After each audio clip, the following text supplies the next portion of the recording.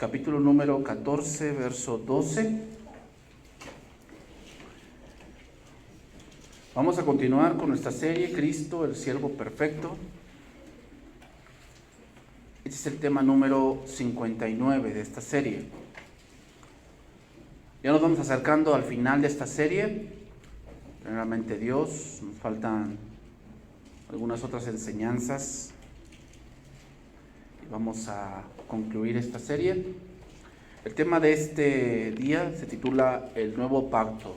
Vamos a estudiar un poco, nos toca ahí estudiar la Cena del Señor, pero quiero abordar este tema, vamos a ponerlo así en otro ángulo, ¿okay? En otro ángulo. Porque hoy en día está surgiendo mucho el que quieren regresar a las costumbres antiguas, quieren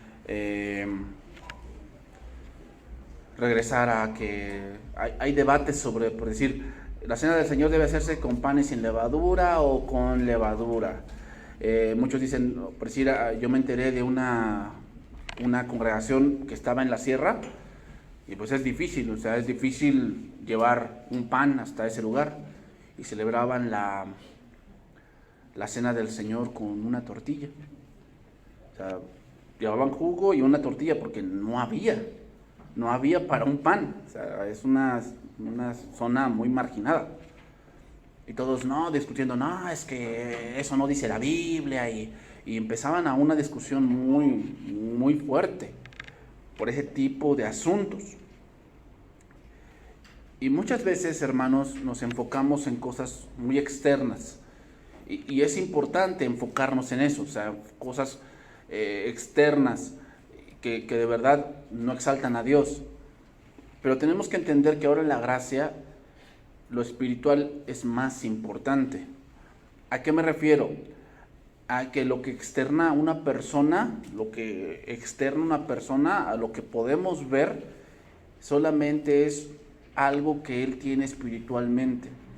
Por decir, si un hombre refleja odio y siempre está de una manera enojado hasta con la sociedad, ¿verdad? Está de una manera frustrado, que todo para él le parece mal, que todo está mal, que él dice, no, ¿sabes qué? La vida no tiene sentido, la vida es algo malo.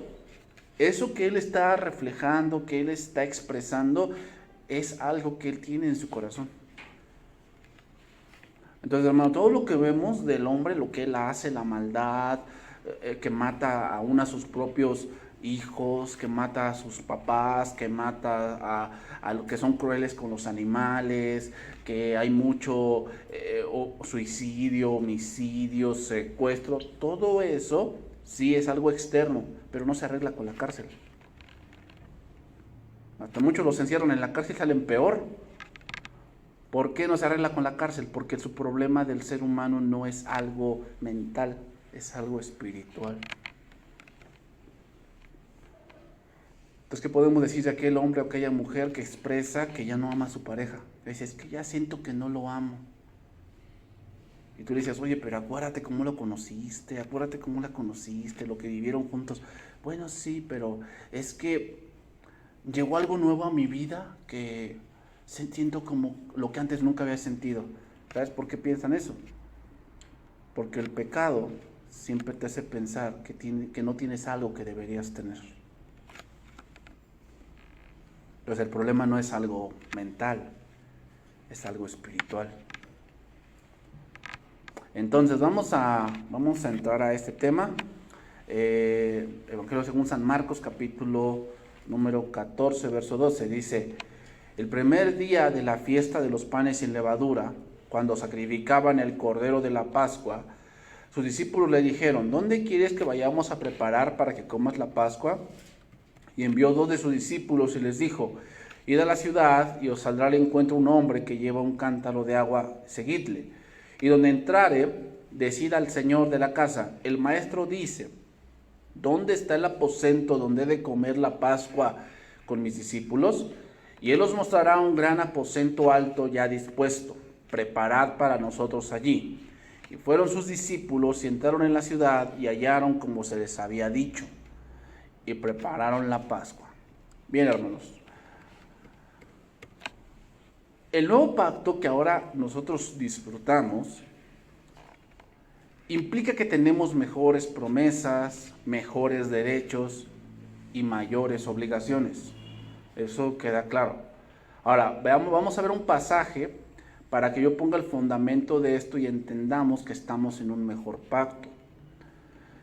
Porque muchos dicen, no, es que debes circuncidarte, es que debes guardar el día de reposo. ¿Saben que el día de reposo no es una ley, sino es un principio?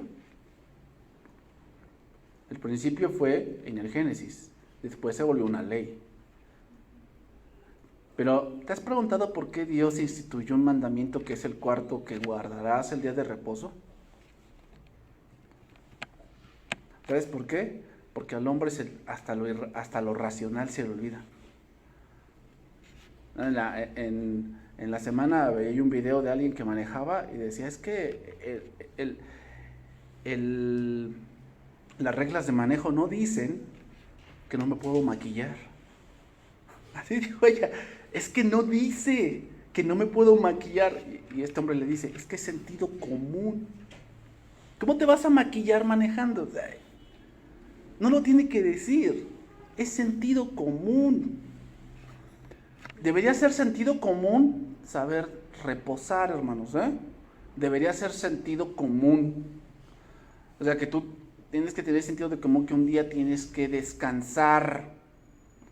Pero como sabe que Dios que el pecado nos hace como que digamos que entre más trabajo más gano, lo tuvo que instituir. ¿Para qué crees que fue la ley? Para que el pueblo de Israel que salió de Egipto fuese distinto. Entonces, ¿qué hacían los pueblos cananeos? Nunca descansaban, nunca reposaban. Y por eso les instituyó que tenían que guardar el día de reposo. ¿Verdad que ustedes son diferentes? Ustedes iban a descansar.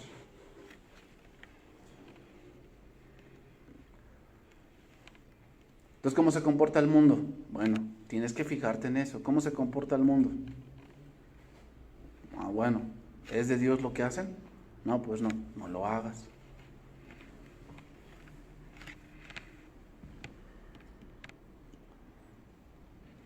Hebreos capítulo 8, vamos a estudiar ese pasaje. Para poner en claro esto del nuevo pacto. ¿Ok? Estamos en un nuevo pacto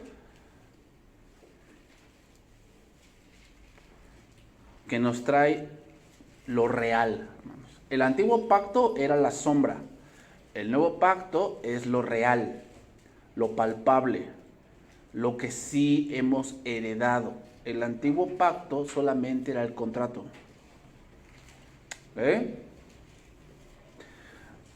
Vamos a leer primeramente del 1 al 5, Hebreos 8, capítulo 8, verso 1. Dice, ahora bien, o sea, va a adentrarse a algo más. Recuerden que la epístola a los Hebreos es una epístola donde nos muestra que Cristo es mejor que todo. Cristo es mejor que los ángeles, Cristo es mejor que Moisés, Cristo es mejor mediador, Cristo es mejor sumo sacerdote, Cristo es la palabra hecha carne. Todo eso lo vamos a ver en la epístola a los Hebreos. Le dice, ahora bien, el punto principal de lo que venimos diciendo es que tenemos tal sumo sacerdote, el cual se sentó a la diestra del trono de la majestad en los cielos, ministro del santuario y de aquel verdadero tabernáculo que levantó el Señor y no el hombre. O sea, primera cosa que es mejor. Lo primero que tenemos en el nuevo pacto es que nuestra oración llega directamente al cielo. Entonces, antes no, sí, también, pero estaba supeditada a ciertos rituales. Expiación, tener animales, cumplir ciertas fiestas, cumplir ciertas obligaciones como pueblo, como nación, como hijo de Israel. Tenías que cumplir ciertas cosas. Eso ya no es para un creyente. Ya no. Que ya no necesitamos todo ese tipo de cosas para sentirnos que estamos llegando a Dios. No. Eso es mejor. ¿Te imaginas que tuviéramos un altar acá abajo y no, pues cada quien de ustedes cuando regresen a la iglesia traigan su corderito? Eso ya no, eso ya pasó. Porque todo sumo sacerdote, versículo 3, está constituido para presentar ofrendas y sacrificios. Para eso está. Por lo cual es necesario que también éste tenga algo que ofrecer. Así que, si estuviese sobre la tierra, ni siquiera sería sacerdote, habiendo aún sacerdotes que presentan las ofrendas según la ley, los cuales sirven a lo que es figura. ¿Qué dice ahí? Es figura y sombra de las cosas celestiales. Es lógico, es por sentido común. ¿Qué es mejor, lo terrenal o lo celestial? Es lógico que lo celestial es mejor, porque lo celestial perdura para siempre. Lo terrenal, pues se acaba. Entonces, las cosas anteriores, lo que vimos en Levítico, lo que vemos en Números, lo que vemos en Deuteronomio, todo eso es solamente figura y sombra de las cosas celestiales, como se le advirtió a Moisés cuando iba a erigir el tabernáculo, diciéndole: mira, haz todas las cosas conforme al modelo que se te ha mostrado en el monte. Lo primero que el autor de Hebreos nos dice, que el sistema del Antiguo Testamento se basaba en ofrendas y obviamente se utilizaban cosas terrenales que tenían que repetirse constantemente. Y este tipo de sistema, hermanos, tenía defectos. ¿Qué defectos? Primeramente, que era un hombre imperfecto. Y al ser imperfectos hay cosas que se nos olvidan. ¿Y sabes qué pasaba cuando a un sacerdote se le olvidaba cómo hacer su oficio? Se moría. ¿Te imaginas algo así? Animales que podían tener defectos internos. O sea, tú veías a un corderito y tal vez no estaba tuerto, no estaba cojo, no estaba atiborrado, pero no podías saber el interior. Si estaba mal del hígado o de un riñón, no sabías. ¿Sabes que ahora el nuevo pacto sí se fija en lo interior? Por eso dijo Cristo: no solamente el que le diga fato a su hermano, sino que eso proviene de que lo odias. Entonces ya vamos más adentro. Ese es el nuevo pacto. El nuevo pacto sí se fija en tu intención. El antiguo pacto se fija en la acción. Pero obviamente el nuevo pacto, al fijarse en la intención, al nacer de nuevo, cambia tu corazón.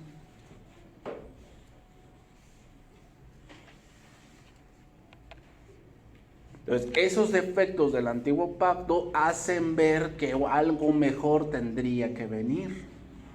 Es obvio. Seguimos, versículo 6. Pero ahora, tanto mejor ministerio es el suyo, cuanto es mediador de un mejor pacto, establecido sobre mejores promesas.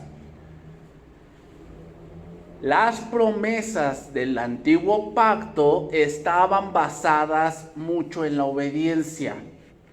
Si tú no te olvidares de Jehová tu Dios y no te fueres tras la idolatría, de cierto serás bendición, serás cabeza y no cola. Vendrá la peste, la enfermedad y tú no temerás. Está basado todo en la obediencia. ¿Por qué crees que Dios los deportó? Por idólatras. Entonces quiere decir que el nuevo pacto no. Sí, también. Pero acá hay otra cosa importante. Las promesas de Dios también se basan en la obediencia, que no que puedas hacer en tus fuerzas, sino en el Espíritu. Por eso ahora en el nuevo pacto se nos manda ser llenos del Espíritu Santo. ¿Por qué? Porque ahora la obediencia en el nuevo pacto no está supeditada a tus fuerzas, está supeditada a cuánto tú estés lleno de Dios. Y eso se logra a través de la palabra de Dios. Por eso un cristiano que no tiene discipulado es un cristiano que raramente obedece. ¿Por qué? Porque no está lleno de Dios. O sea, la llenura no va a venir porque yo te imponga las manos, así no funciona.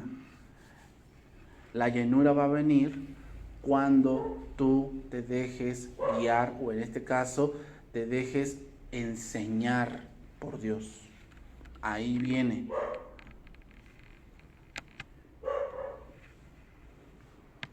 Sigue diciendo, versículo 7, porque si aquel primero hubiese sido sin defecto, ciertamente no se hubiera procurado lugar para el segundo. ¿Qué era lo que daba lugar al segundo? Los defectos que tenía el primero. Daba lugar a que había algo mejor. Y eso vino. Seguimos. Ahora vamos al versículo 13, 8:13. Y pasamos al siguiente capítulo. Al decir nuevo pacto, ha dado por viejo al primero. Y lo que se da por viejo y se envejece, está próximo ¿a qué? A desaparecer. Pero muchos ahí lo quieren revivir. No es que yo quiero ser judío y como los judíos son dados a dejarse la barba. Aquí los rabinos sí de muchos años tienen una barba larga. Y a veces ese hombre dejándose la barba, pero nada más le nacen como 4 pelitos ahí y ya, se la deja ahí. Es que es rabino. Nada que ver. Pero bueno. Sigue diciendo, capítulo 9, verso 1. Ahora bien, aún el primer pacto tenía ordenanzas de culto y un santuario terrenal. Entramos más adentro. Ya vimos que hay un sacerdote que cumple con ciertas funciones, pero ese sacerdote es imperfecto y las ofrendas que presentaba eran imperfectas. Ahora, ¿dónde se hacía eso? Bueno, había un lugar donde se hacía, se llamaba tabernáculo. Entonces dice, porque el tabernáculo estaba dispuesto así, y nos da como una introducción de cómo estaba. En la primera parte, llamada el lugar santo, estaba el candelabro, la mesa y los panes de la proposición. Tras el segundo velo estaba la parte del tabernáculo llamado el lugar santísimo, el cual tenía un incensario de oro y el arca del pacto cubierta de oro por todas partes, en la que estaba una urna de oro que contenía el maná, la vara de Aarón que reverdeció y las tablas del pacto. Y sobre ella los querubines de gloria que cubrían el propiciatorio, de las cuales cosas no se puede ahora hablar en detalle. Y así, después de estas cosas, en la primera parte del tabernáculo entran los sacerdotes continuamente para cumplir los oficios del culto. El autor de Hebreos ahora nos da una introducción sobre las cosas que se hacían en el tabernáculo. En el capítulo anterior nos ubicamos en el atrio. El atrio es el patio. Recuerden que el tabernáculo era un rectángulo y estaba rodeado por una valla de más o menos 2,50 metros. Eso representaba que nadie podía mirar hacia el tabernáculo, porque la única puerta era la puerta que se llamaba el camino. Se llamaba esa puerta, la puerta del camino. Por eso dijo Cristo, cualquiera que sube por otro lado, daba cuenta al tabernáculo. Cualquiera que sube por otro lado, que no entra por la puerta, sino que sube por otro lado, ese es ladrón y salteador. O sea, nadie va a llegar al cielo por sus propios medios. Nadie. Tú nunca vas a escuchar en el cielo que diga, ay, la Madre Teresa de Calcuta aquí vino porque ayudó a muchos con cáncer. No es cierto. O Mahatma Gandhi. Ninguno de ellos va a llegar al cielo si no fue por Cristo. Pero ahora vamos a ver el punto del tabernáculo, que se dividía en 2 partes y tenía muebles donde el sacerdote hacía su oficio. Versículo 7 dice, pero en la segunda parte, solo el sumo sacerdote una vez al año, no sin sangre, la cual ofrece por sí mismo y por los pecados de ignorancia del pueblo, dando el Espíritu Santo a entender que es con esto que aún no se había manifestado el camino al lugar santísimo, entre tanto que la primera parte del tabernáculo estuviese en pie. Al decirnos que solo el sumo sacerdote podía entrar una vez al año, nos dice 2 cosas. 1, que vendría uno superior, que podría entrar al lugar santísimo. Y número 2, que entraría una vez y para siempre. Ese era un defecto del antiguo pacto. El antiguo pacto era que una vez al año tenía que entrar. Ahora el nuevo pacto, Cristo entró una vez y para siempre. Eso es algo mejor. Pero ¿por qué nada más entró una vez y para siempre? Bueno, ahorita lo voy a explicar. Los sacerdotes tenían que mantener las lámparas encendidas.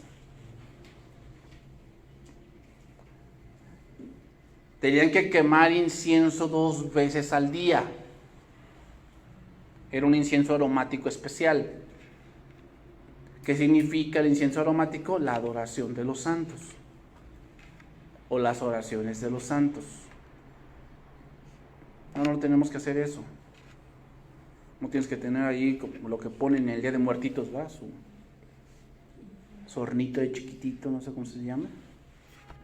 Ya le ponen ahí su incienso, ¿no? No, para el muertito, para que encuentre el camino. No tienes que hacer eso. Pero bueno, si a ti te gusta orar con Glade, ¿no? Olor a sabana o no sé, bueno, está bien, hazlo, está bien. Pero una cosa es hacerlo porque te agrada el olor y otra muy distinta, que eso es en lo que ha caído el cristianismo, que piensan que son más espirituales porque hacen algo. No, es que yo siempre cuando oro a Dios, siempre, por decir, oro de rodillas. Está bien. Sí, porque siempre encontramos que oraban de rodillas. ¿Y cómo le va a hacer a alguien que, imaginémonos a Pablo y Silas, que estaban encadenados en la cárcel? No se podían arrodillar allí. ¿No llegaba a su oración?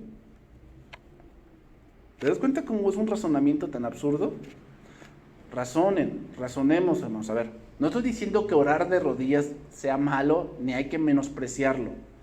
Pero ¿qué sería mejor que estés de rodillas? ¿Tu cuerpo o tu corazón?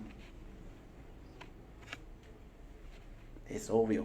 ¿Te das cuenta cómo el nuevo pacto no es lo externo, sino lo interno? Lo espiritual es lo importante. De nada sirve que sepas mucha Biblia. De nada sirve si no la crees. Ese es el problema también de muchos creyentes.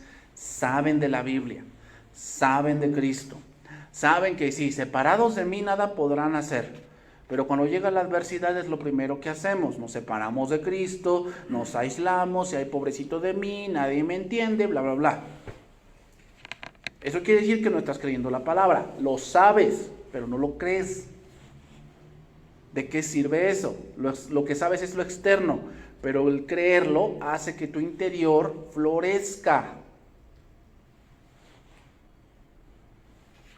¿Te ha tocado, por decir, fruta que por fuera se ve bonita y cuando la abres está podrida? Así pasa muchas veces con alguien que no tiene fe. Sabrá mucha Biblia y por fuera se ve muy maduro y se ve que cree en Dios, pero cuando viene la prueba, Dios ve tu interior y nos damos cuenta que no es verdad, que no crees. Entonces, ¿qué restricción había en el antiguo pacto? Pues que solo los sacerdotes y no el pueblo podían pasar por el velo externo. Otra cosa que hacía el sacerdote era cambiar los panes de la proposición. Tenía que cambiarlos y después esos panes ellos se los tenían que comer. ¿De qué era símbolo eso?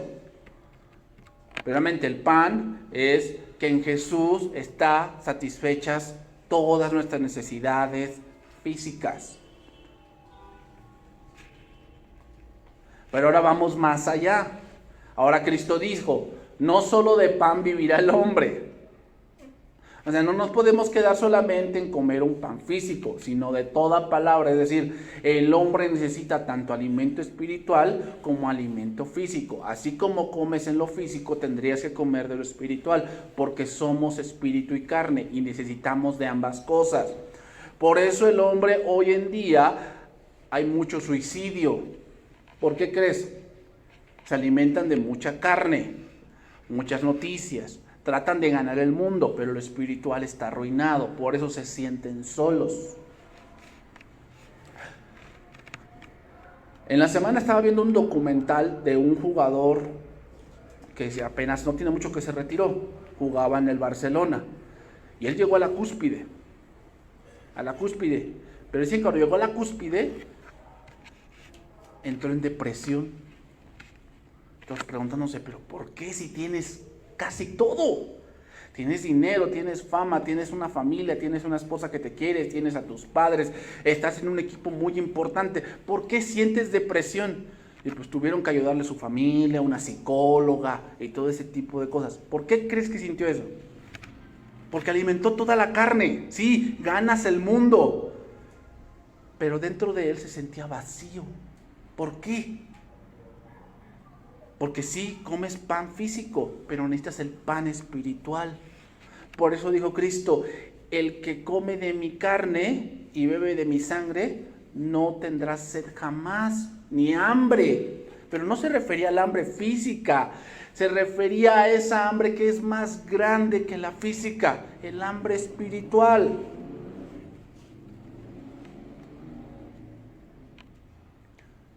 Entonces cuando yo vi ese panorama de ese jugador, dije, ese es el vivo ejemplo de lo que es un hombre sin Dios. Puedes tenerlo todo terrenalmente. O sea, no creas que $1,000,000 o $2,000,000 te van a hacer feliz. No es cierto. Esa es una mentira del mundo. Tú puedes tener lo necesario, pero si tienes a Cristo y estás comiendo espiritualmente, eres feliz, estás contento. Pero aún así tuvieses todo lo del mundo y si no estás comiendo espiritualmente, vas a sentir un vacío muy grande en tu corazón y vas a tener que buscar a un psicólogo. Ojo, aquí voy a decir otra cosa. No estoy diciendo que los psicólogos sean malos, ni que si tu hijo estudia eso, está pecando. Pero yo no entiendo cómo un cristiano puede asistir a ese tipo de cosas. A terapearse. ¿Sabes qué te va a hacer el psicólogo? ¿Dónde va a hacer que busques las respuestas? En ti mismo. En ti mismo. Y las respuestas no están ahí. ¿Por qué mis padres me abandonaron? Y buscas en ti. Ay, no, pues porque estoy muy feo. No, ni yo me querría, ¿va? Ni yo me querría. No, pues tienen razón en abandonarme. Ay, no, fui pobrecito. Entonces ya el psicólogo te dice, no, pero no te debes de culpar. Recuerda que la gente es mala, pero cuando te amas a ti mismo, todos son malos menos tú. Cuando la Biblia dice que no hay justo ni aun uno. No, es que yo tenía mi autoestima por los suelos. Pues todos, porque el pecado hace eso. El psicólogo va a hacer que tú veas que no veas bien la realidad. ¿Sabes lo que es la verdad? Lo más cercano a la realidad. Eso es la verdad. Lo más cercano a la... ¿Cuál es la verdad? Eres pecador. No, no es cierto. El psicólogo te dice, no es cierto. Tú no eres pecador. Es que todos son malos. La sociedad, el gobierno, la economía, tus padres, tus hermanos. Todos tienen la culpa menos tú. Eso no dice la Biblia, eso no es la verdad. Entonces digo, yo no entiendo, o sea, no estoy diciendo que si tú en tu trabajo te enviaron a eso, pecaste. No, no estoy diciendo eso. Pero si un cristiano, para sobrellevar su vida, necesita ir a eso, hay algún problema ahí. Eso está diciendo que no se está alimentando espiritualmente. Eso es lo que me está diciendo. ¿Qué? ¿Tomaste un test de personalidad? Bueno, esas cosas, pues sí, está bien. ¿Que tu hijo tomó un test para saber qué carrera es la suya? Está bien, sí. Pero tenemos que tener cuidado con ese. Cuando sientas un vacío, es momento de ir a Dios. Cuando tú jovencito sientas así como que no tiene la vida sentido, como que sería mejor si no vivieras, sería mejor si no existieras. Por si tú te fueras a otro lado, ¿verdad? Si te murieras nadie te extrañaría, ten cuidado, ese pensamiento no es de Dios. Ese pensamiento te lo está poniendo el enemigo. Tienes que ir a Dios y decirle, Señor, ¿qué me está pasando? Si es mi pecado, ¿en qué? ¿Qué estoy pensando que está haciendo que piense así, de esa manera? 9:9. 9:9 de Hebreos, dice, lo cual es símbolo para el tiempo presente, dice, según el cual se presentan ofrendas y sacrificios que no pueden hacer perfecto en cuanto a la conciencia al que practica ese culto, ya que consiste solo de comidas y bebidas y de diversas abluciones y ordenanzas acerca de la carne, impuestas hasta el tiempo de reformar las cosas. ¿Hasta qué tiempo? El tiempo de reformarlas. O sea, una reforma significa vamos a arreglar algunas cosas que están deficientes. Todas estas restricciones, hermanos, toda esa sangre, el mismo diseño del tabernáculo, ciertamente involucraban una profunda verdad religiosa. El Espíritu Santo nos dice con esto que el pecado mantenía fuera al hombre de un Dios santo. La existencia de ese tabernáculo simbolizaba que la entrada en el lugar santísimo de Dios era imposible para cualquier ser humano. Entonces seguimos ahí adelante, versículo 11. Pero estando ya presente Cristo, sumo sacerdote de los bienes venideros, por el más amplio y más perfecto tabernáculo, fíjate, mejor sumo sacerdote, mejor tabernáculo, mejores bienes venideros, no hecho de manos, es decir, no de esta creación, y no por sangre de machos cabríos ni de becerros, sino por su propia sangre, entró una vez para siempre, ¿en dónde? En el lugar santísimo, habiendo obtenido eterna redención. ¿Sabes qué significa redención? Pagar una deuda.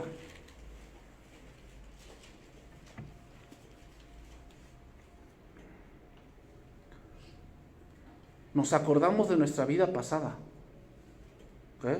De cómo éramos. Pero eso ya no te debe de atormentar. Esa es una parte del nuevo pacto.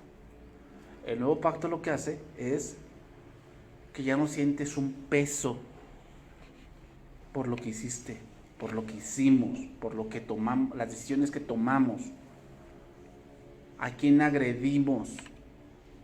Todo eso ya fue pagado. Por eso ya no puedes sentir ese peso de que, ay, no, pues yo fui bien malo. Ay, no, me acuerdo cuando tenía yo 15, no, pues a mi abuelita le robé los 100 pesitos y no, pues ahora me siento bien mal. Si tuviera vivita mi abuelita le pagaría los 100 pesos. O sea, no, eso ya fue pagado. Pero el hombre sin Cristo, por eso lo atormentan sus hechos pasados. ¿Por qué? Porque tiene una deuda que no ha pagado.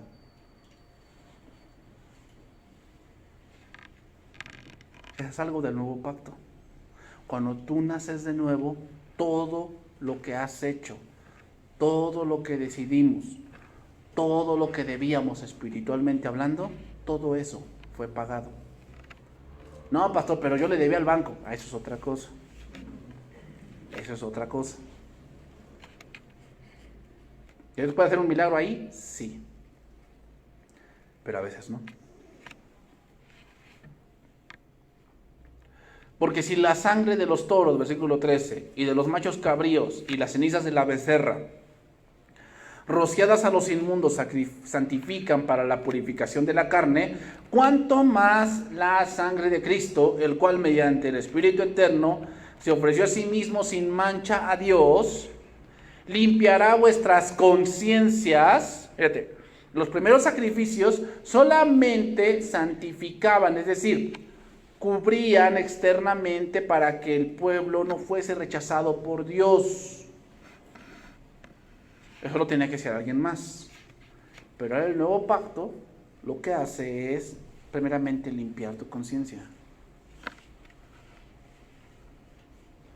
¿Cómo es esto? ¿Te acuerdas de lo que hiciste anteriormente? Y dices, híjole, era bien tonto.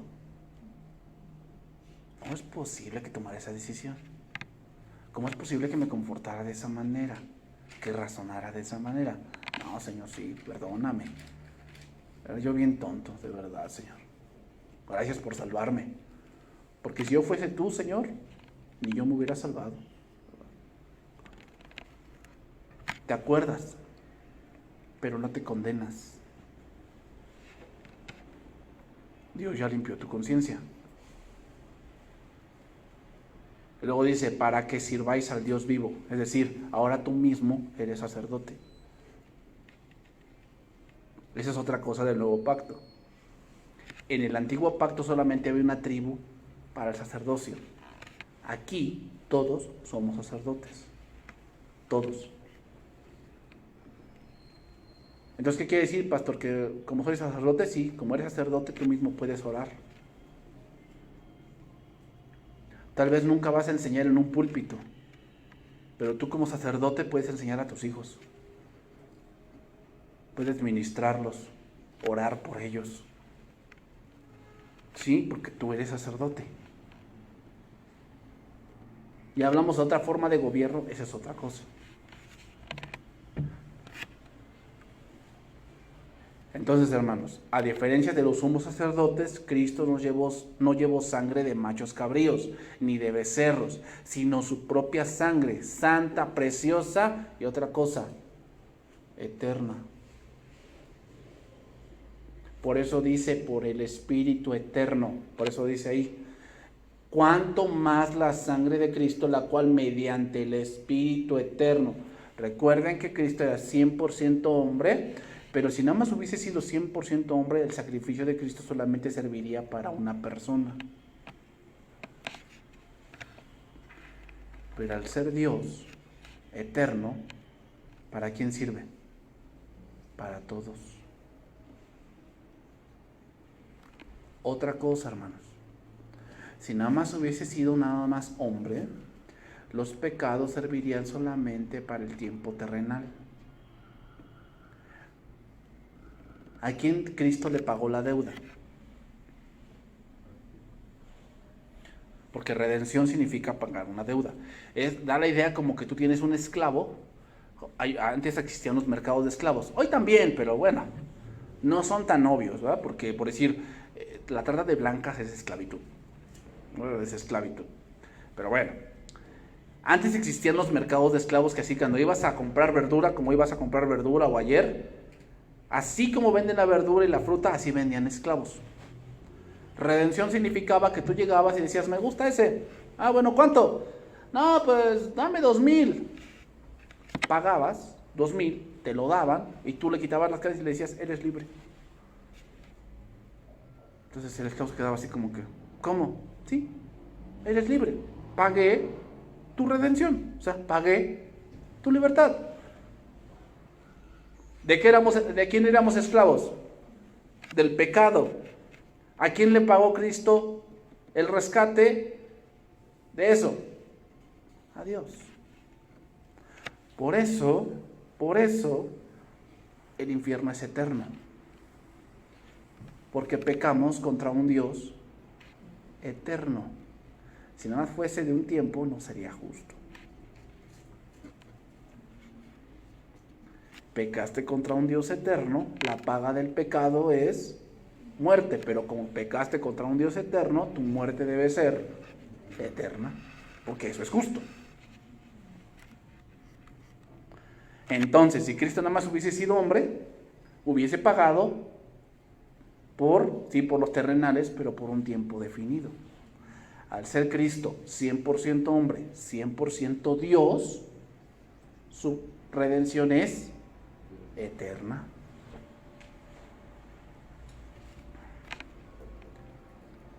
Entonces, todos esos sacrificios no podían librar el alma de lo más serio, y eso es el pecado. Entonces, retornamos a nuestro pasaje, Marcos capítulo 14, verso 12. Ya pusimos el cimiento de esto, hermanos. Y ahora vamos a estudiar un poco esto en los minutos que me quedan como unos 15. Entonces dice, el primer día de la fiesta de los panes sin levadura, cuando sacrificaban el cordero de la Pascua, sus discípulos le dijeron, ¿dónde quieres que vayamos a preparar para que comas la Pascua? Hasta este punto, hermanos, ¿sabes cuántos años han pasado? Han pasado 1500 años desde la primera Pascua que se celebró en Egipto. Recuerden que la Pascua significa pasar. Pasar. La Pascua fue la puerta de entrada para el sistema del antiguo pacto. Asimismo, la noche de la última cena era la puerta de entrada para el nuevo pacto. La Pascua, hermanos, era la base del todo el sistema del Antiguo Testamento. Sin Pascua no hay sacerdocio. ¿Por qué? ¿Cómo podía tener un pueblo un culto si no era libre?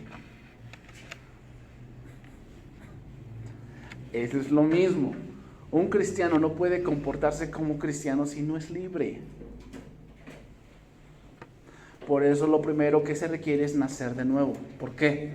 Tiene que ser libre para después servir a otro Dios.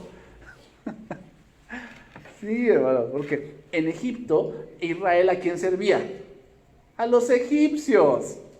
No podía decirle a los egipcios, oye, es que hoy me exige mi Dios que le adore. Y el egipcio le decía, pues, a mí no me importa. Tú aquí cumples con tu jornada y después haces lo que quieras. La Pascua era ese símbolo de libertad para servir, ahora sí, completamente a Dios. Por eso Dios les dijo, ustedes me seréis un reino de sacerdotes y gente santa. Santa significa separada. Yo te adopté, yo te elegí, yo te saqué para que me sirva solamente a mí. Lo mismo pasa con el cristiano. Éramos esclavos ahora no de los egipcios, pero sí del pecado, del mundo, de nuestras pasiones. Al nacer de nuevo, Cristo nos ha libertado para servir ¿a quién? A Él y solamente a Él. Por eso uno que quiere entrar a la iglesia y quiere servir a Dios, pero no ha nacido de nuevo, no puede totalmente porque sirve a dos señores. No es libre. El antiguo pacto mató a millones de corderos y esto nos hacía ver una falla en él. Pero ahora el nuevo pacto tendría un cordero perfecto y eterno, pero no solo eso, sino que sería algo que limpiaría el pecado y la conciencia. En el antiguo pacto no era así. Seguimos ahí, Marcos 14:13. Y envió 2 de sus discípulos y les dijo, id a la ciudad y os saldrá al encuentro un hombre que lleva un cántaro de agua, seguidle. Y donde entrare, decid al señor de la casa, el maestro dice, ¿dónde está el aposento donde he de comer la Pascua con mis discípulos? Y él os mostrará un gran aposento alto ya dispuesto, preparad para nosotros allí. A ver, viene aquí una pregunta, ¿por qué Jesús no les dijo un lugar específico? Vamos a parafrasear. Imaginémonos que Jesús está en el Soriana, ¿no? Y aquí es el aposento alto. ¿Por qué Jesús no les dijo, vayan aquí derecho y van a llegar a una casa alta, a un edificio alto, que tiene un negocio abajo, que dice así, ahí es? ¿Por qué no dijo eso Jesús? Porque les dijo, van a ver a un hombre que tiene un cántaro, síganlo a él, donde entre ustedes entran, ahí preguntan, le dicen esto, y ahí les va a mostrar. ¿Por qué le hizo así Jesús? Porque Jesús estaba al tanto de los planes de Judas. Recuerden que Judas ya lo quería entregar. Y si hubiese dicho un lugar específico, Judas hubiese dicho a los sacerdotes que era allí y no lo hubieran dejado hacer la cena con tranquilidad.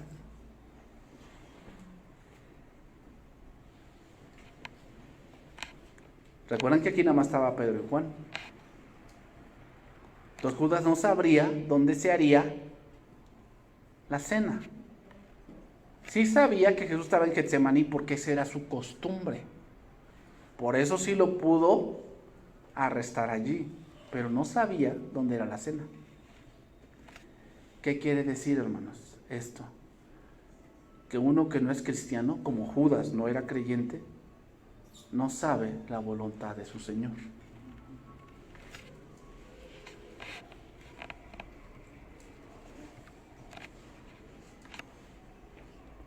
Otra cosa que nos muestra el lugar, podemos sacar muchas cosas. Puedo hablar sobre el aposento alto, pero no me quiero enfocar esto, pero diré otra cosa aquí que podemos entender. Esto nos muestra cómo es la salvación. No es algo que puede planearse, como muchos dicen. No, es que yo, cuando esté en la ambulancia allí, con el suero aquí, le digo, Señor, sálvame, y ya. Muchos piensan de esa manera. No, yo como el que estaba en la cruz, le digo, acuérdate de mí. Dime cuándo se volvió a repetir eso en la Biblia.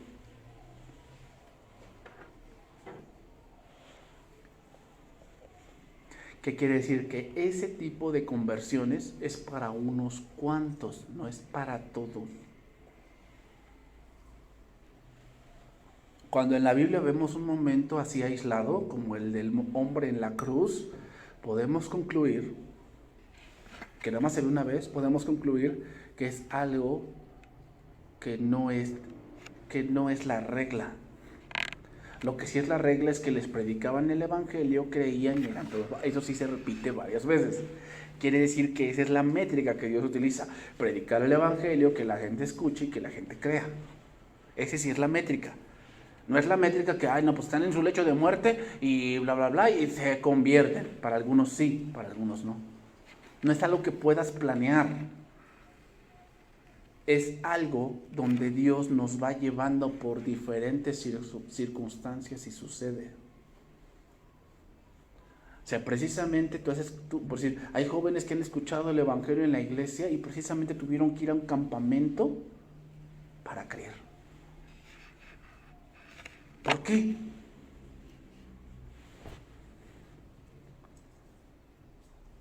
Habían escuchado muchas veces, pero precisamente entraron a un trabajo donde ahí encontraron de Cristo y creyeron. ¿Te das cuenta? O sea, no podemos planear de que no, pues yo en el fulano año me convierto. Así no funciona. No es así. No es del que quiere ni del que corre, sino del que Dios tiene misericordia. Seguimos ahí. Fueron sus discípulos y entraron en la ciudad y hallaron como se les había dicho y prepararon la Pascua. Y cuando llegó la noche, vino él con los 12. Y cuando se sentaron a la mesa, mientras comían, dijo Jesús: de cierto os digo que uno de vosotros que come conmigo me va a entregar. Entonces ellos comenzaron a entristecerse y a decir uno por uno: ¿seré yo? Y el otro: ¿seré yo? Aquí viene otra pregunta. ¿Por qué dice eso? ¿Por qué lo deja en evidencia Jesús? ¿Por qué deja en evidencia a Judas? La respuesta es porque solamente los hijos pueden participar de la cena del Señor. Solamente los hijos. Judas no participó de la cena del Señor. No lo dice aquí en este pasaje, pero si leemos el Evangelio de Mateo, vamos a ver que cuando a él le dio el bocado mojado, le dijo: lo que vas a hacer, hazlo más pronto. Y dice que se levantó y se fue. Ya no participó de la cena. ¿Por qué crees que lo dejó en evidencia? Porque la cena es solo para los hijos. No es para los incrédulos.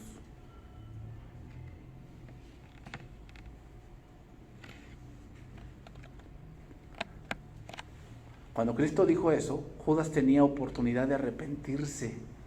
Hermanos, siempre Dios nos da una oportunidad. Sin embargo, es el hombre el que no quiere la salvación del Señor.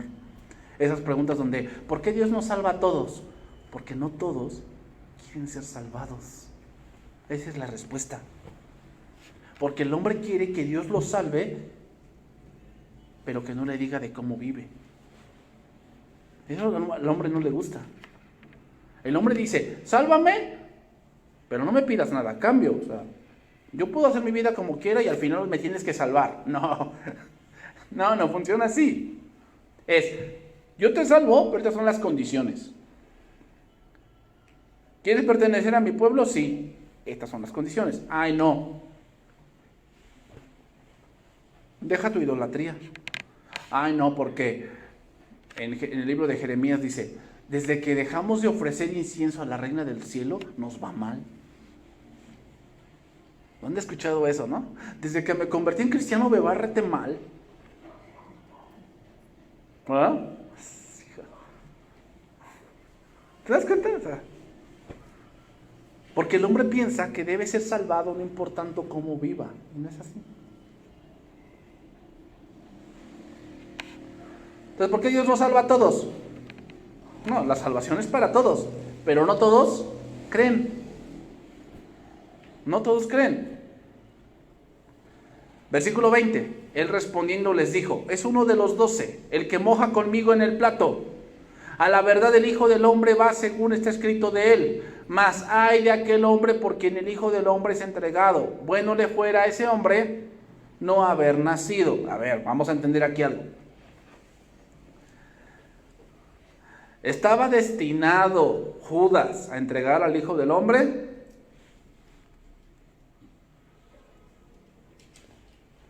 Voy a hacer dos preguntas aquí. ¿Estaba destinado Judas a entregar al Hijo del Hombre? Sí, sí. Ahora viene la segunda pregunta. ¿Estaba destinado a ir al infierno?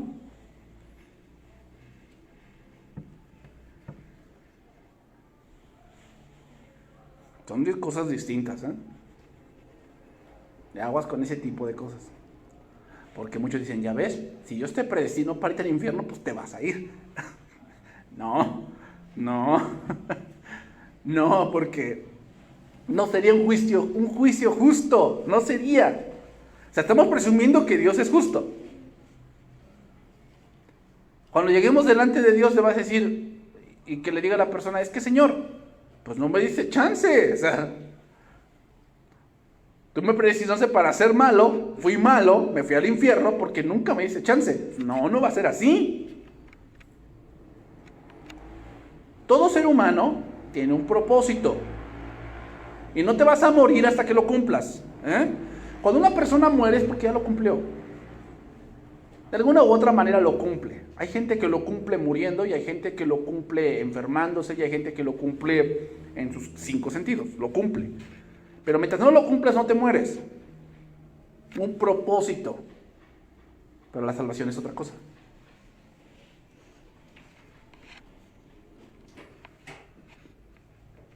Delante de Dios, cito Apocalipsis capítulo 21, ¿no? Y estaban los muertos delante, grandes y pequeños delante de Dios. Y los libros fueron abiertos. ¿Qué libro primero se abre? El libro de las obras. Se abre ese libro. A ver, fulanito, Pancho Pistolas, a ver. Aquí dice que eras bien mentiroso. Y eras un ladrón. ¿Cómo te gustaba fantasear? ¿Ah? Entonces, pues, toda la gente así como que, bueno, señor, porque esa. Pero después dice, pero le da importancia a otro libro, después dice, y se abrió otro libro, el cual es el libro de la vida. Este es el libro que importa. Y el que no se halló escrito, ¿te das cuenta? El punto es, hay muchos que cumplen su propósito, pero muchas veces para llegar a ese propósito toman malas decisiones, hacen lo malo, cosas así. Ahí está el libro de las obras. Pero ese no es el que importa. Lo que importa es si creyó. Quiere decir que todos los que no estuvieron allí tuvieron una oportunidad. Si no, no sería justo. O sea, Señor, no me encuentro allí porque tú nunca me dejaste. ¿Crees que sería justo así? No, pues que se predestinó para morir, para condenarte. No. No sería justo que abriéramos ese libro y no me encuentre allí porque nunca tuve una oportunidad. Entonces, ¿fue predestinado Judas para entregar al Hijo del Hombre? Sí, sí. Por eso dice, a la verdad el Hijo del Hombre va según lo que está escrito. Sí. Cristo citó un salmo que dice, aún el que comía conmigo levantó contra mí el calcañar. Ese es el versículo que se cumple ahí. ¿Por qué dice entonces, ay de aquel hombre porque en el Hijo del Hombre es entregado? Bueno le fuera no haber nacido. ¿Por qué dice eso? ¿Porque se condenó por entregar a Cristo? No, se condenó porque nunca se arrepintió, sino que fue y se ahorcó.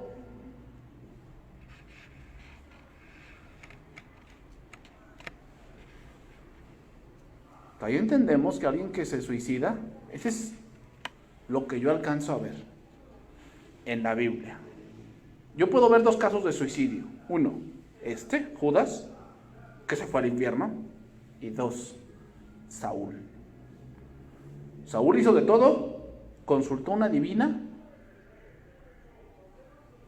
y al final de la guerra él mismo se echó sobre su espada. Para mí, Saúl está en el infierno. Porque el suicidio, hermano, porque muchos, o sea, lo voy a decir así, pero hay pastores que se suicidan. ¿Qué pasa con eso? Sí, yo me he enterado de dos que se han suicidado. Pastores se han suicidado. ¿Qué hacemos con eso? ¿Cómo se llega ahí? No es que me levanté hoy, ay, me quiero matar. No, es un proceso. El suicidio llega cuando estás tan infestado de pecado que no encuentras salida y piensas que la salida es la muerte.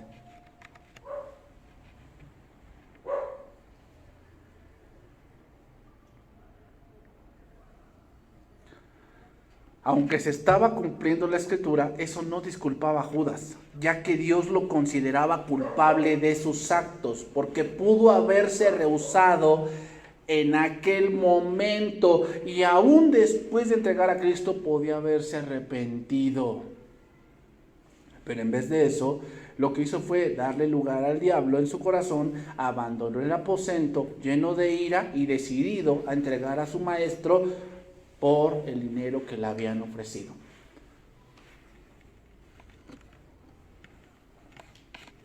¿Tú estabas predestinado a ir al infierno? No. Eso, él mismo se condenó al rechazar lo que él tanto escuchó por 3 años. O sea, más peso sobre Judas. Porque él no era un ignorante. Él había escuchado ya del maestro 3 años, el sermón de la montaña. Había visto resucitar a Lázaro, a la hija de Jairo, predicarle a Zaqueo, al hijo de la viuda de Naín, lo levantó, los 10 leprosos, el cojo del estanque del Siloé. Todo eso lo vio. Y aún así no creyó.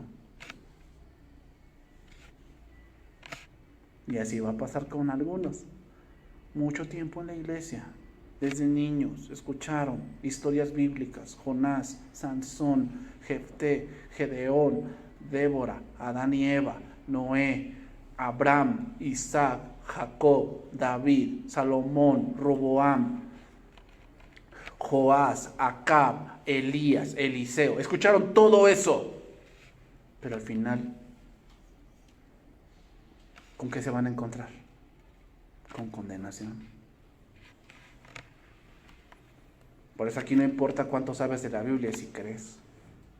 Porque todo aquel que en él cree, no se pierda, mas tenga vida eterna. Y esta es la condenación: que la luz vino al mundo, pero el hombre amó más las tinieblas que la luz. Ya me están diciendo que me calle.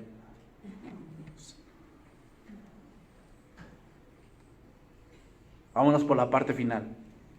Marcos 14, 22. Y mientras comían, Jesús tomó pan y bendijo, y lo partió y les dio, diciendo: tomad, este es mi cuerpo. Ya no está Judas ahí, Ya Judas ya se fue. ¿Quiénes están allí? Los que en verdad creen. El hecho de creer, hermano, no quiere decir que no tengas fallas, porque después viene la negación de Pedro.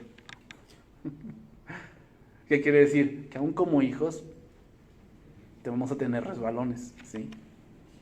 Pero eso no quiere decir que no seas hijo.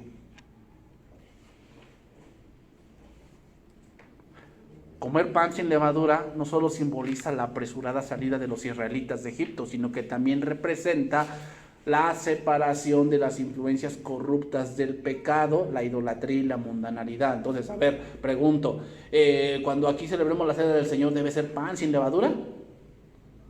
Eso no tiene nada que ver. La levadura es que ya no debe estar, ¿dónde? En el corazón. Eso es lo que importa. El pan sí simboliza que el cuerpo de Cristo fue molido, pero sin embargo también nos lleva a pensar en la unidad que todos tenemos en Cristo. Porque todos participamos del mismo pan. ¿Qué quiere decir? Que somos un cuerpo en Cristo. Eso es parte del nuevo pacto. Fíjate, en el antiguo pacto cada quien llevaba su corderito. O sea, como que yo soy separado de ti, ¿no? O sea, tú llevas tu corderito, tú también y yo también. Somos independientes. Señor, pues aquí está lo mío, no sé de él. Pero en el nuevo pacto ya no es así. Todos participamos de un mismo pan. ¿Qué quiere decir? Que todos somos una familia. Ese es el nuevo pacto. Versículo 23 y 24. Y tomando la copa y habiendo dado gracias, les dio y bebieron de ella todos. Y les dijo, esto es mi sangre del nuevo pacto, que por muchos es derramada. Nuevamente, ese elemento, sangre. ¿Qué era lo que se utilizaba para los sacrificios en el antiguo pacto? Sangre. Ahora Cristo dice lo mismo, pero a diferencia de los sacrificios de animales requeridos por Noé, por Abraham, por Moisés, el nuevo pacto requirió de la preciosa sangre del Cordero inmaculado y eterno. La muerte de Cristo constituyó el pago definitivo, por lo que ya no hay necesidad de más sacrificios de animales. Quiero dejarlo bien en claro, la salvación está completa. Entonces, ¿qué pasa si alguien se muere sin bautizarse? Se va al cielo. ¿Y qué pasa si alguien se muere y nunca tomó la Santa Cena? Se va al cielo. ¿Y qué pasa si alguien se muere y nunca fue a la iglesia? Se va al cielo. La salvación está completa. Ah, pero viene otra cosa. Entonces el bautismo, eso es una evidencia de tu discipulado. El bautismo no salva, eso es obvio, no salva, ni te hace más santo. Pero yo no puedo creer que haya un cristiano que dice que cree en Dios y nunca se bautiza. Me estás diciendo que tú crees a tu conveniencia, porque la muestra de un discipulado correcto es el bautismo.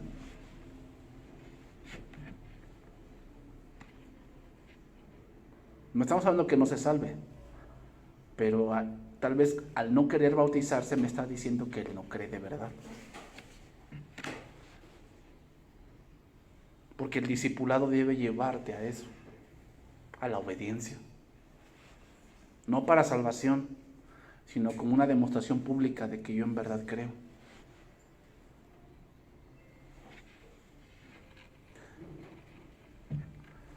Termino. 14:25. De cierto os digo que no beberé más del fruto de la vid hasta aquel día en que lo beban nuevo en el reino de Dios.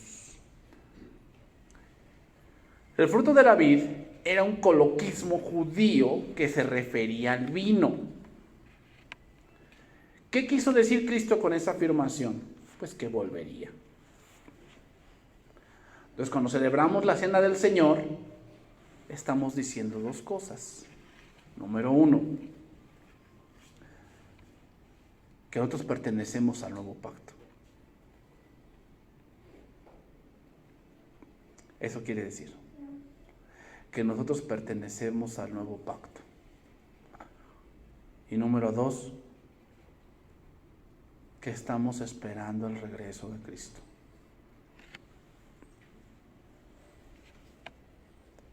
Ahora viene otra cuestión aquí. ¿Cuántas veces debemos hacerlo? ¿Todos los domingos? ¿Todos los lunes? una vez al mes, 2 veces al mes, una vez al año, 2 veces, no dice. No dice. Sin embargo, el problema del día de hoy es que no lo han entendido. Y hemos caído en un punto de santificación, lo cual es algo erróneo. O sea, yo he escuchado creyentes, no dudo de su salvación, pero yo he escuchado creyentes que dicen, ay no, pues esta semana me porté re mal. Le robé a mi patrón. Hasta que coma pan, le como un buen cacho para que... Han caído en eso. De verdad. Ya no entienden que ese pan no salva ni santifica. Pero si no lo hacemos correctamente, nos perjudica.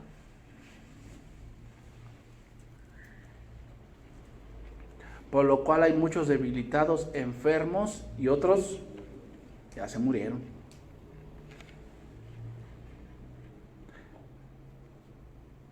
Entonces no es el tema aquí, pero ¿qué es tomar la cena indignamente? Es tomarla con pecado. La palabra hebrea o griega no significa eso. La palabra griega de indigno significa sin respeto. Es decir, no entiendes lo que estás haciendo. No entiendes que esto representa que yo pertenezco a un cuerpo, que es el cuerpo de Cristo. No que la transubstanciación, si saben qué es eso, ¿verdad? El catolicismo dice, es que esta hostia literalmente es el cuerpo de Cristo. Eso se llama la doctrina de la transubstanciación, que piensa que la hostia de verdad es el cuerpo de Cristo, se transforma. No es verdad. Es pan que representa algo. Somos parte de un cuerpo. Entonces tomarlo indignamente sería que yo pienso que ese pan, pues es el panecito de mi abuelita. Ay, cómo me acuerdo, ¿no? De esos panecitos de mi abuelita. Ay, y cuando como pienso en mi abuelita. Eso es indigno. No lo tomas sin respeto, sin discernir lo que significa eso. A eso se refiere. Y obviamente el contexto de ese pasaje de Corintios es que se emborrachaban antes. O sea, primero hacían las fiestas ágapes, que eran comidas entre ellos. Entonces, comían, bebían, se emborrachaban y vamos a pasar a la cena del Señor. A ver, pásame el pan. Pues ya no, perdía el sentido. Por eso les dice Pablo, ¿que no hay casas donde ustedes vayan y coman y beban? ¿Quieres comer y beber y englotonarte? Vete a tu casa. Aquí no. Aquí vienes a adorar a Cristo y no vas a adorarlo borracho.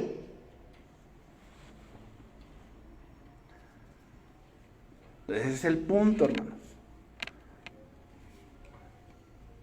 Nosotros por eso decidimos que ya no cada domingo. Por eso. Porque yo ya veía que muchos ya tomaban eso. Entonces ya muchos pensaban que, no, pues vengo a la cena del Señor, llegué a lo más importante. ¿Cuál? Los emblemas, llegaba yo a eso.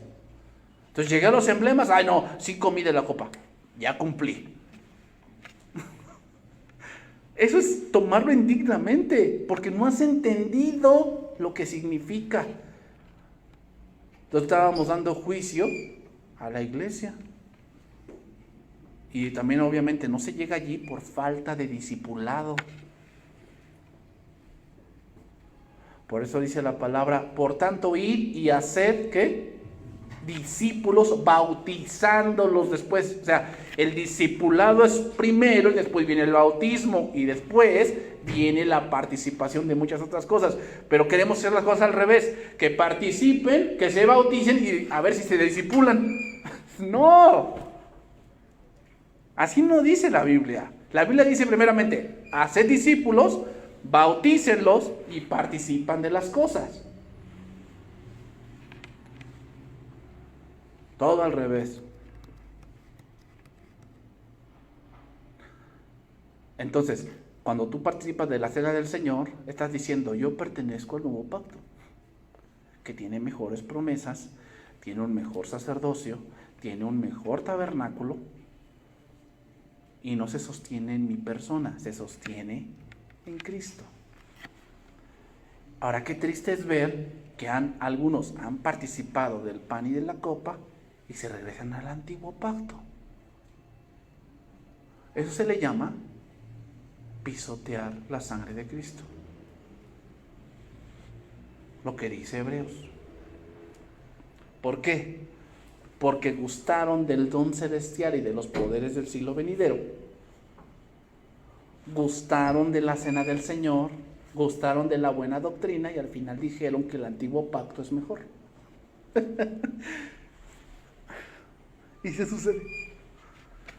Ahí los ves que ahora ya son rabinos y que no, Yeshua no es el Mesías. Ay, aguas. Y son gente que estuvo.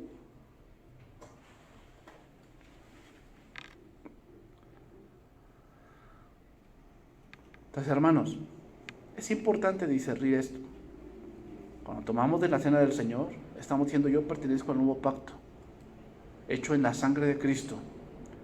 Y ya no hay siervo ni esclavo, judío ni gentil. Ya no existe eso. En Cristo ya no. En Cristo todos somos un solo cuerpo.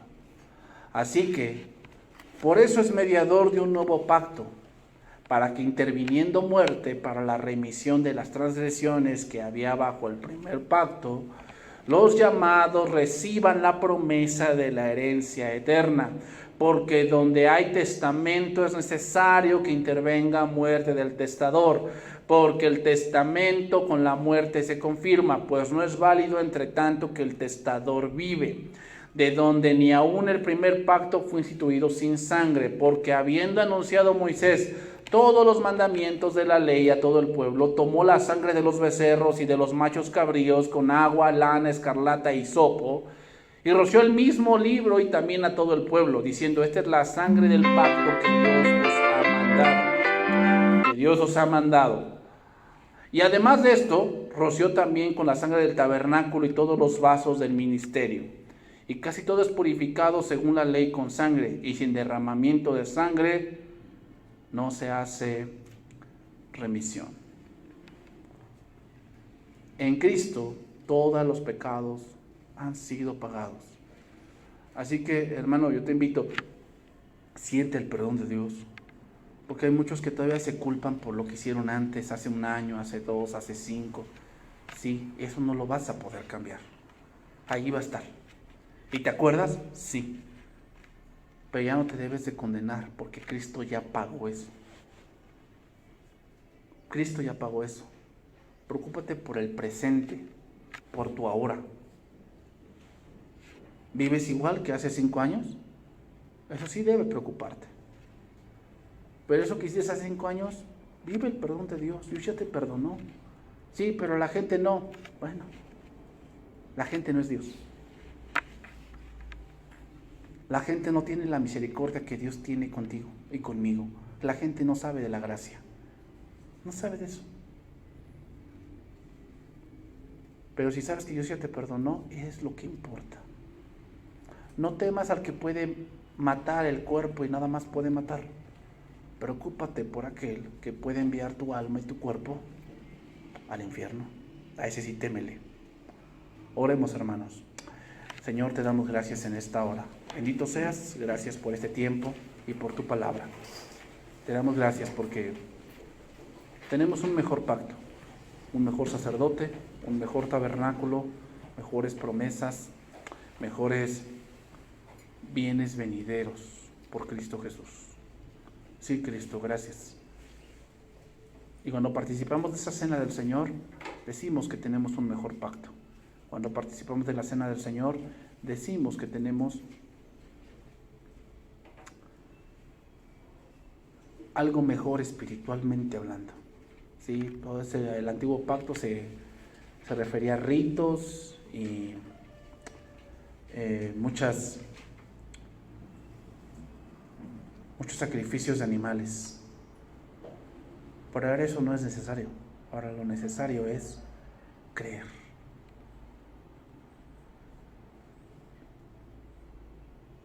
Creer en Cristo Jesús.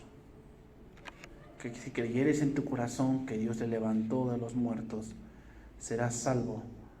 Porque con el corazón se cree para justicia, pero con la boca se confiesa para salvación. Sí, Señor. Confesamos que tú eres el Hijo de Dios, nuestro Redentor, nuestro Hacedor, pero también nuestro Salvador. Gracias, Señor, por comprarnos, por libertarnos. Tú eres nuestra Pascua, tú eres nuestro reposo, tú eres nuestro tabernáculo, tú eres nuestra satisfacción, tú eres la luz de este mundo, tú eres nuestra adoración y tú eres nuestro camino hacia el lugar santísimo. Gracias, Señor. Bendito seas en esta hora, en nombre de Jesús. Amén. Amén.